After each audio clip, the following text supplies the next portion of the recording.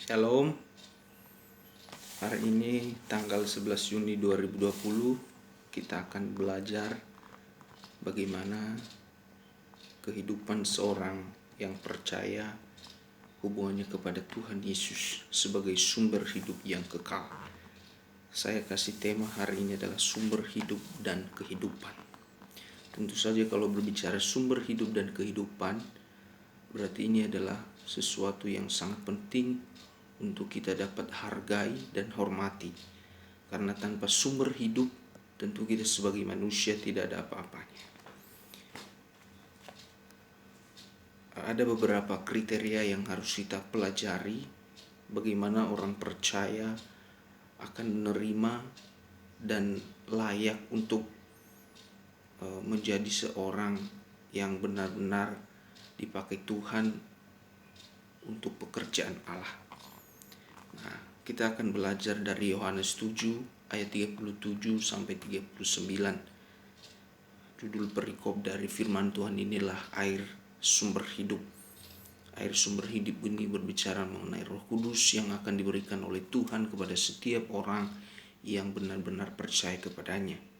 Nah, bagaimana kriteria seorang yang percaya dan bagaimana kriteria orang yang layak menerima air dari sumber hidup ini. Yang pertama adalah Tuhan Yesus berkata, barang siapa haus, baiklah ia datang kepadaku dan minum.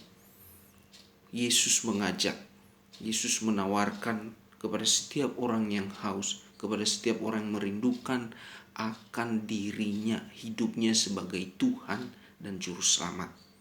Nah, oleh sebab itu, karena Tuhan Yesus sudah mengajak kita, tentu saja respon setiap manusia itu berbeda-beda. Ada yang mau untuk meminta air minum itu kepada Tuhan Yesus dan ada yang tidak. Nah, bagi setiap saudara-saudara yang ingin merasakan sukacita yang daripada Tuhan, mari kita terima ajakan Tuhan Yesus, perintah Tuhan Yesus, barang siapa haus, baiklah ia datang kepadaku dan minum. Karena di dalam Yesus ada kepastian ketika kita mau merindukan kasih-Nya, mau merindukan kebenarannya, mau merindukan damai sejahtera yang daripada Tuhan.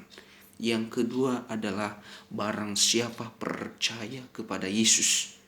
Barang siapa percaya kepada Yesus, ia akan menerima aliran-aliran air hidup.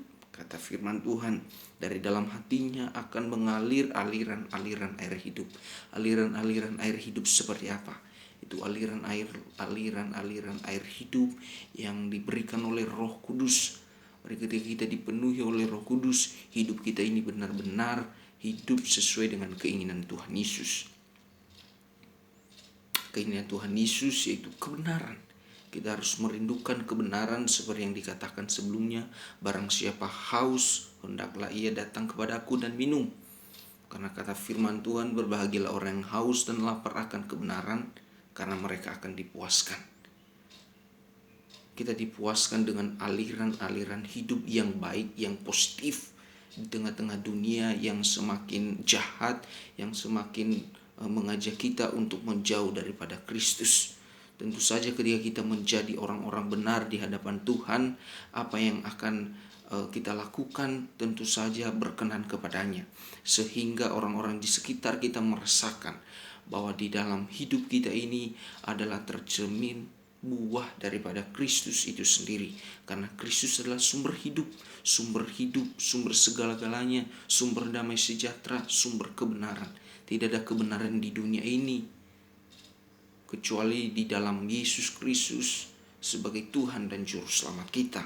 Oleh sebab itu, ketika orang percaya itu benar-benar menjadi orang percaya yang melakukan kehendak Tuhan, tidak sekedar percaya, maka mereka akan menerima Roh Kudus. Kita sebagai orang-orang percaya mengakui Yesus sebagai Tuhan. Tuhan sudah menjanjikan kepada kita bahwa kita akan menerima kuasa. Kuasa ini adalah power yang begitu hebat. Tidak ada yang dapat mengalahkan daripada kuasa ini. Ya. Dan ketika kita sudah menerima Roh Kudus itu, dari dalam hati kita mengalir aliran-aliran air hidup yang berisi firman Tuhan. Ketika kita dalam masalah, respon kita pasti mengandalkan firman Tuhan. Itulah aliran-aliran air hidup yang diberikan kepada setiap orang yang percaya. Ya, kita mendatangkan damai sejahtera. Kita mendatangkan ketenangan. Kita mendatangkan ketentraman bagi sekeliling kita. Tentu saja kita sebagai orang benar harus menjadi benar-benar mempunyai rasa kerinduan dan haus akan kebenaran firman Tuhan. Mari kita terus belajar menjadi pelaku firman Tuhan, menjadi orang-orang yang bisa